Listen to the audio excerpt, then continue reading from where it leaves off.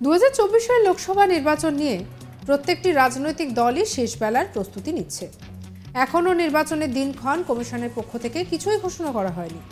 তবে তার আগে আসন্ন লোকসভা নির্বাচন ঠিক কবে হবে তার দিনক্ষণ ঘোষণা করে দিলেন এক বিজেপি নেতা। তিনি প্রকাশ্যে দলীয় কর্মীদের ভোটের দিন কবে তা জানাচ্ছেন, আর তাতেই উঠে গিয়েছে প্রশ্ন। যেখানে জাতীয় নির্বাচন কমিশন এখনো পর্যন্ত কোনো কিছুই ঘোষণা করেনি, সেখানে কিভাবে এই বিজেপি নেতা এই কথা বলছেন? তাহলে কি বিজেপির অন্দরে ভোটের দিনক্ষণ সবকিছু ঠিক হয়ে গিয়েছে? মানে বিজেপির বেঁধে দেওয়া দিনক্ষণেই কি নির্বাচন কমিশন ভোটের দিন ঘোষণা করবেন? এই নিয়ে কিন্তু দিকে দিকে প্রশ্ন তুলতে শুরু করেছেন বিরোধীরা। ভারতের লোকসভা নির্বাচন তার দিন তারিখ ঘোষণা হয়ে গেল এবারে বীরভূম থেকে। নির্বাচন কমিশন দিন ঘোষণা করার আগে লোকসভা ভোটের সম্ভাব্য দিন ঘোষণা করলেন বিজেপি নেতা সুজিত দাস। আর এদিকে শনিবার সিউড়ির জেলা বিজেপির কার্যালয়ে লোকসভা নির্বাচনকে সামনে রেখে একটি বৈঠকের আয়োজন করা হয়।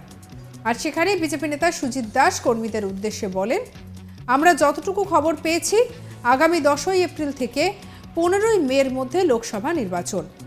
মোট 8 দফায় এই নির্বাচন হবে এবং প্রতিটি দফায় নির্বাচনে রাজ্যের একাধিক লোকসভা কেন্দ্রে নির্বাচনের দিন থাকবে।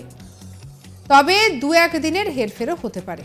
কি বলেছেন বিজেপি নেতা সুজিত দাস, শুনব। আগামী 10ই এপ্রিল সম্ভবত নির্বাচন শুরু হচ্ছে, সেখানে 2-1 দিন হেরফের হতে পারে। আমরা যেটুকু খবর পেয়েছি 10ই এপ্রিল থেকে 15ই মে এই সময়সীমার মধ্যে মোট 8 পর্বে আমাদের লোকসভা নির্বাচন অনুষ্ঠিত হতে চলেছে। সেখানে 2-1 দিন তারিখের হেরফের হতে পারে এবং মনে রাখবেন যে 8টি পর্বে লোকসভা নির্বাচন অনুষ্ঠিত হবে। প্রত্যেক পর্বেই কিন্তু পশ্চিমবঙ্গের 3টে অথবা 4টে অথবা 5টা বা ততোধিক লোকসভা নির্বাচন অনুষ্ঠিত হবে। অর্থাৎ নির্বাচন কমিশনের আগেই এক প্রকার নির্বাচনের দিন ঘোষণা করে দিলেন এই বিজেপি নেতা। আর তাই নিয়েই শুরু হয়েছে রাজনৈতিক চাপানোতর। মূলত এই ঘটনাকে হাতিয়ার করেই তৃণমূল বলছে, কেন্দ্রীয় নির্বাচন কমিশন যে বিজেপির সঙ্গে আতাত করে ভোট করে তা আবারও প্রমাণিত হলো। 2019 সালে লোকসভা ভোট ঘোষণা হয়েছিল 10ই মার্চ। 11ই এপ্রিল থেকে 19শে মে 7 দফায় হয়েছিল সেই ভোট। 23শে মে ভোটের গণনাও হয়। এবারও এপ্রিলেই ভোটের সম্ভাবনা বলে বিভিন্ন সূত্র মারফত খবর। আর এর মধ্যেই আবারও বিজেপির অন্দরে তোড়জোড় শুরু করে দিয়ে জল্পনা রীতিমতো উস্কে দিয়েছে। সূত্রের খবর বলছে যে ইতিমধ্যেই দলের বিভিন্ন সংগঠনকে হোম টাস্ক দিতে শুরু করে দিয়েছে বঙ্গ বিজেপির শীর্ষ নেতারা। যুব মোর্চাকে পাড়ায় পাড়ায় আড্ডা বৈঠক করতে বলা হয়েছে। কোচবিহার থেকে কাকদ্বীপ সমস্ত জায়গায় এই বৈঠক করতে বলা হয়েছে বলে বিজেপির অন্তরে খবর। গ্রাম বা মফস্বলের ক্ষেত্রে যে সমস্ত এলাকায় বাজার বা বিশেষ দিনে হাট বসে সেই জায়গায় সেই দিনগুলিতে যুবকদের বৈঠক করতে নির্দেশ দেওয়া হয়েছে। পাশাপাশি চায়ের ঠেকে এলাকার যুবকদের সঙ্গে গল্প করে মোদী সরকারের সাফল্য তুলে ধরার নির্দেশ দেওয়া হয়েছে। মোড়ে মোড়ে পথসভাও করতে বলা হয়েছে। সমস্ত কাজ ফেব্রুয়ারির প্রথম সপ্তাহের মধ্যেই শেষ করার লক্ষ্যমাত্রা বেঁধে দেওয়া হয়েছে বলে বিজেপি সূত্রে জানা গিয়েছে। আর এ নিয়ে আমাদের কলিগ শান্তনুর পাঠানো রিপোর্ট দেখাবো আপনাদের।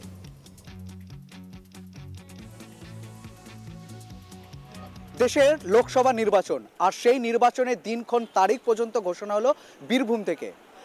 2024-এ 10ই এপ্রিল থেকে 15ই মে পর্যন্ত চলবে এই নির্বাচন প্রক্রিয়া। নির্বাচন প্রক্রিয়া হবে 8 দফায়।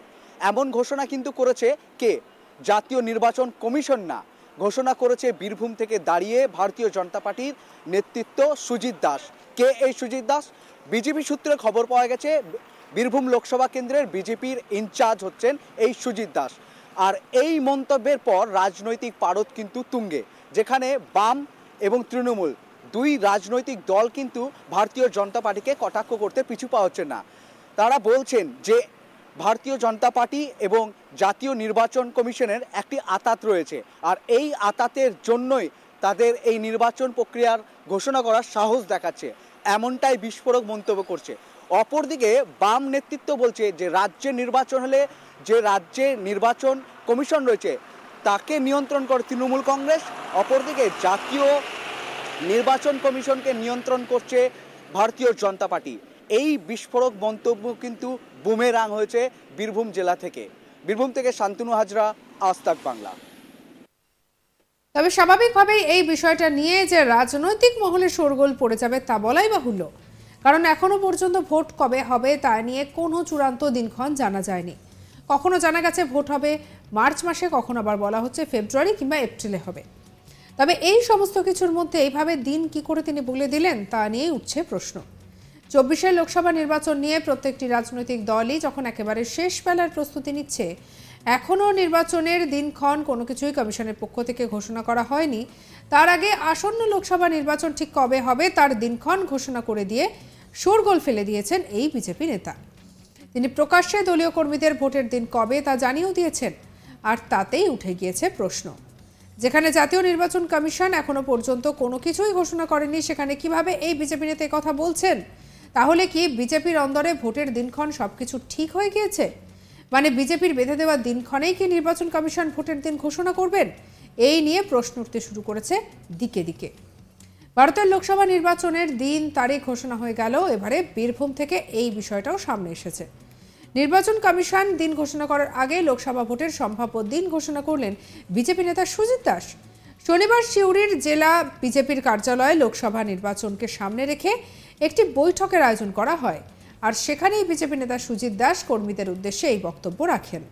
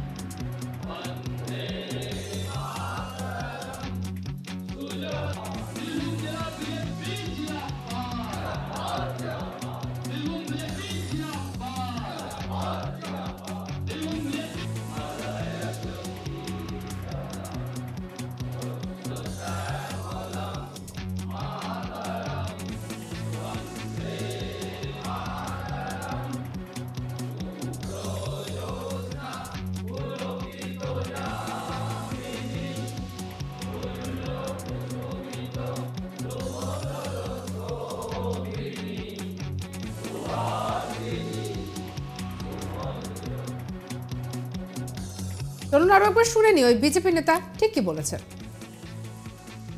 আগামী 10ই এপ্রিল সম্ভবত নির্বাচন শুরু হচ্ছে, সেখানে দু একদিন হেরফের হতে পারে।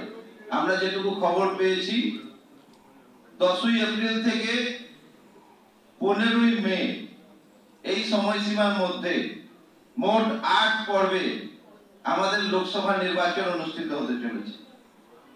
সেখানে দু একদিন তারিখের হেরফের হতে পারে, এবং মনে রাখবেন যে 8টি পর্বে লোকসভা নির্বাচন অনুষ্ঠিত হবে। প্রত্যেক পর্বেই কিন্তু পশ্চিমবঙ্গের 3টে অথবা 4টে অথবা 5টা বা ততোধিক লোকসভা নির্বাচন অনুষ্ঠিত হবে। সঙ্গে রাখুন আজ তাক বাংলাকে অন্যান্য খবর। পরবর্তী আপডেটের জন্য লাইক, কমেন্ট, শেয়ার, সাবস্ক্রাইব করতে ভুলবেন না। আমরা এখন রয়েছে হোয়াটসঅ্যাপে, তাই ফলো করে নিন, আপডেটেড থাকুন।